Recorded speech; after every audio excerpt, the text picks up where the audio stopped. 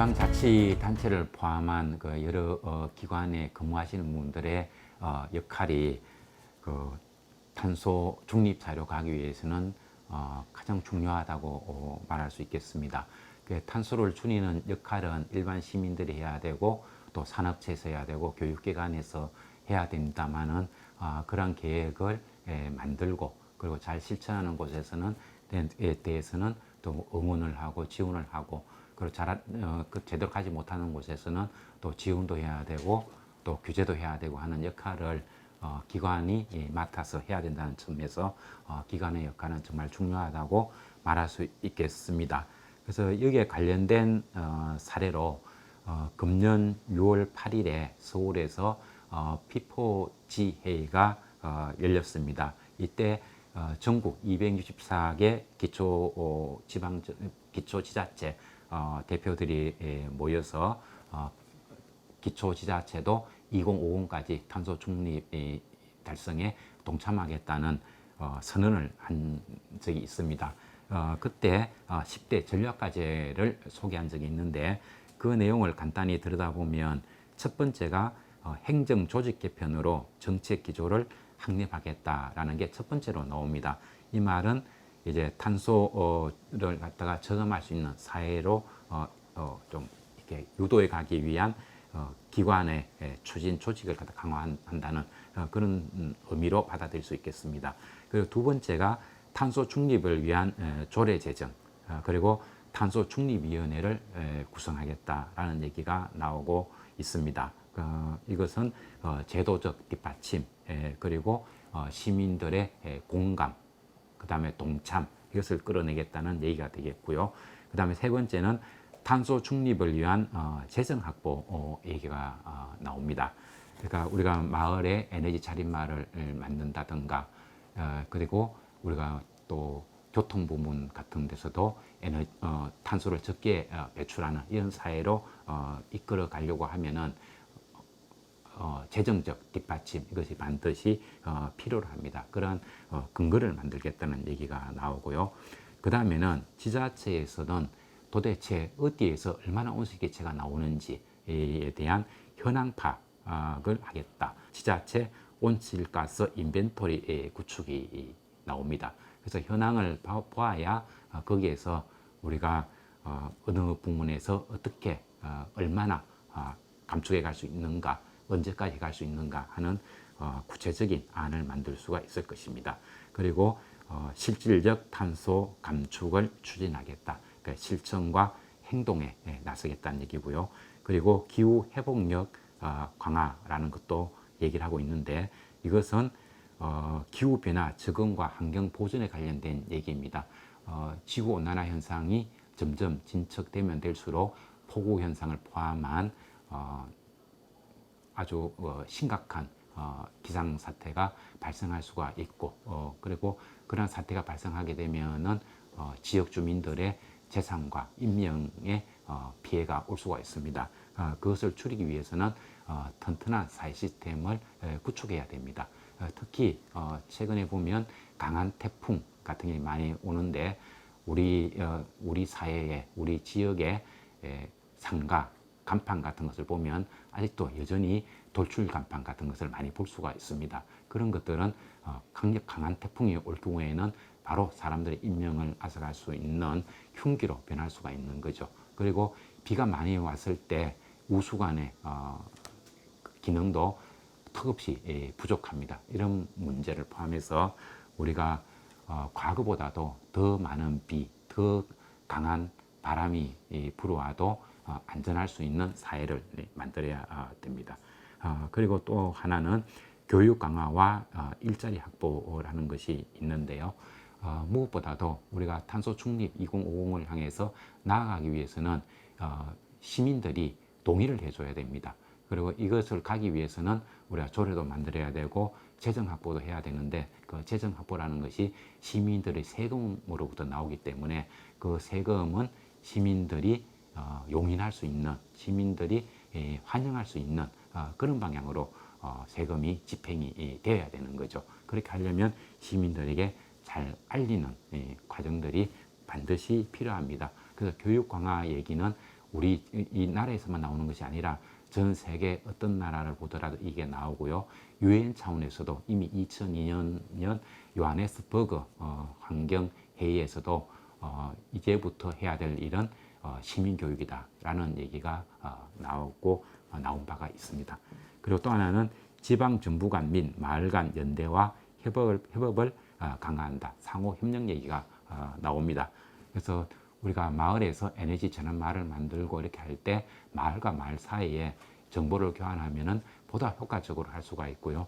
그리고 서로 응원하고 서로 격려하고 그러다 보면은 더 즐거운 마음으로 우리가 목표를 향해서 나아갈 수가 있을 것입니다. 그리고 사회 전반에 걸쳐서 탈탄소를 추진한다. 우리가 에너지 전환해서 재생에너지로부터 전기를 얻으면 다 끝나는 것이 아니라 우리가 육식 문화에서부터 가능한 한 채식 문화로 옮겨간다든가 혹은 우리가 교통도 에너지를 사용하는 것보다는 무동력, 걷는다든가 자전거를 이용한다든가 그래서 마을 거리도 걷기 좋은 거리를 만든다든가 이런 다방면에 우리 삶 전체에 걸쳐서 새로운 사회를 만들어 가야 됩니다. 그리고 마지막으로 산업구조 전환 촉진이라는 게 나옵니다. 그래서 우리가 에너지를 가장 많이 쓰는 기업 생각해 보면 포스코 같은 걸 생각해 볼 수 있는데 포스코 같은 이런 제철업 같은 경우도 적어도 2030년까지 탄소 발생량을 절반으로 줄이고 2050년이 되면 에너지는 수소로부터 얻고 그리고 공정 과정도 대개혁을 해서 탄소 배출량 제로로 만들겠다고 하는 것이 우리나라 포스코에서도 계획을 밝히고 있고 전 세계 아주 톱 클래스의 철강 회사들도 모두 2050년까지는 탈탄소에 동참한다는 얘기를 하고 있습니다. 이러한 선언들이 실제로 실행에 옮겨졌을 때 우리는 기후 위기로부터 살아남을 수 있지 않을까 하는 생각을 하게 됩니다.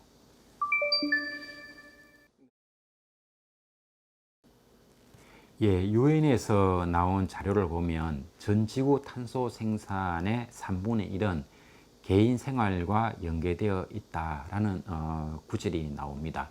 따라서 우리가 탈탄소 사회로 가기 위해서는 무엇보다도 결국은 개인 삶, 우리들의 삶 자체가 탈탄소로 옮겨가야 되고요.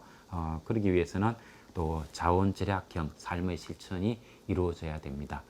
우리가 그동안 잘 알고 있었던 아나바다 운동 하는 게 있죠. 아껴 쓰고 나눠 쓰고 뭐 바꿔 쓰고 하는 이런 것들인데 우리가 예로서 청바지 하나를 새로 사지 않으면 탄소 33kg을 절약할 수 있다고 합니다.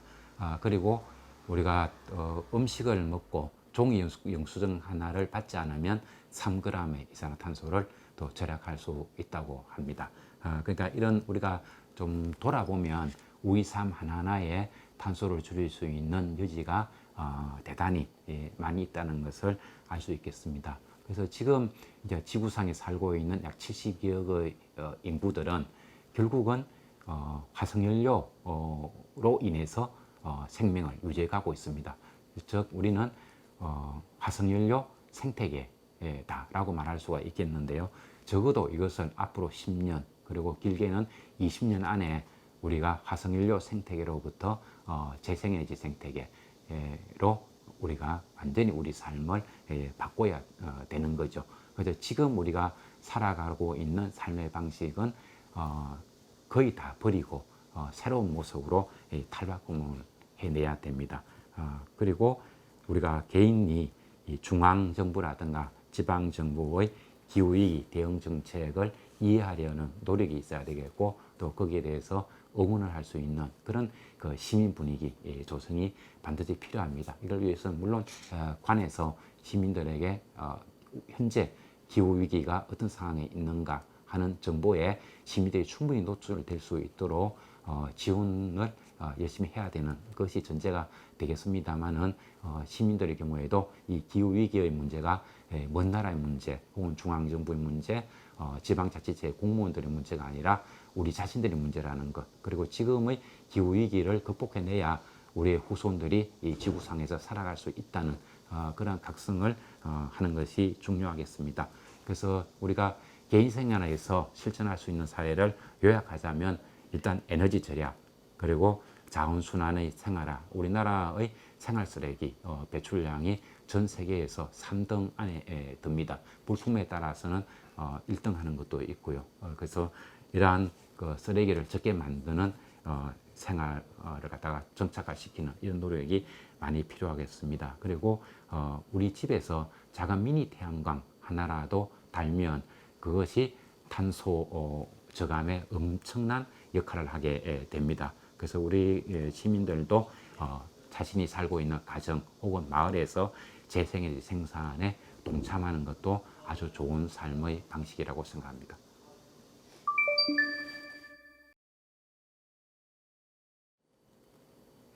예, 기후위기 대응을 위한 우수 사례는 우리나라에서도 아주 많이 찾아볼 수가 있고요. 물론 해외에서도 좋은 사례를 많이 찾아볼 수 있습니다. 그 우리나라 사례를 몇 가지 말씀드리자면 그 수원시가 많이 사람들에게 참고가 되고 있습니다. 그 사례 중에 하나가 수원시의 시민주도 에너지 전환 사업을 하나 소개를 하자면 이곳에서는 그 신햇빛발전소, 나눔햇빛발전소, 마을햇빛발전소 이렇게 세 개로 층위가 다른 햇빛발전소를 운영을 하고 있는데요. 여기 보면은 시민햇빛발전소라고 하는 것은 그 사회적 협동조합에서 조합원들이 돈을 각출해서 햇빛발전소 사업을 하는 것이고요.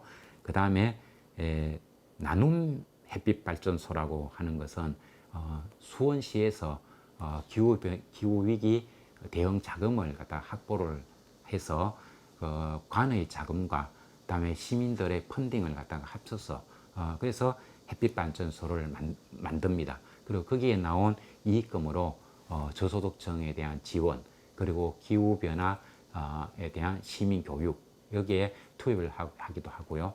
그리고 우리가 에너지 전환, 즉 태양광 발전, 풍력 발전 이런 것들은 지금 우리나라에 있는 것보다는 2050년이 되면 적어도 50배, 60배 정도나 확대를 시켜야 됩니다. 그래서 우리가 나아갈 길이 너무너무 많이 있는 거죠.